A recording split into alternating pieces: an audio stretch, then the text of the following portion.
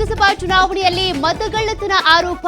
ಬೆಂಗಳೂರಿನಲ್ಲಿ ಇವತ್ತು ರಾಹುಲ್ ಗಾಂಧಿ ಪ್ರತಿಭಟನೆ.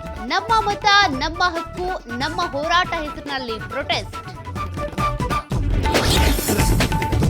ರಾಹುಲ್ ಪ್ರತಿಭಟನೆ ಹಿನ್ನೆಲೆ 6,000 ಪೊಲೀಸರ ನಿಯೋಜನೆ. ಭದ್ರತೆಗೆ 15 ಸೆಕ್ಟರ್ಗಳಾಗಿ ವಿಂಗಡಣೆ. ಫ್ರೀಡಂ ಪಾರ್ಕ್ ಸುತ್ತಮುತ್ತ ಮಾರ್ಗ ಬದಲಾವಣೆ. ನೇತ್ರಾವತಿ ನದಿ ತೀರದಲ್ಲಿ ಶವ ಹೂತಿಟ್ಟ ಪ್ರಕರಣ. ದೂರುದಾರನ ಜೊತೆ ಸಂಬಂಧವಿದ್ದ 10 ಜನರ ತೀವ್ರ ವಿಚಾರಣೆ. ಇವತ್ತು ಪಾಯಿಂಟ್ ನಂಬರ್ 13ರಲ್ಲಿ ಶೋಧ ಕಾರ್ಯ ಅನುಮಾನ. ಪಶ್ಚಿಮ ಘಟ್ಟ ಭಾಗದಲ್ಲಿ ಭಾರೀ ಮಳೆ. ಅವಧಿಗೂ ಮುನ್ನವೇ ಭರ್ತಿಯಾದ ರಾಕಸಕೊಪ್ಪ ಡ್ಯಾಂ. ಬೆಳಗಾವಿ ಮಹಾನಗರ ಪಾಲಿಕೆ ವತಿಯಿಂದ ಬಾಗಿನ ಅರ್ಪಣೆ.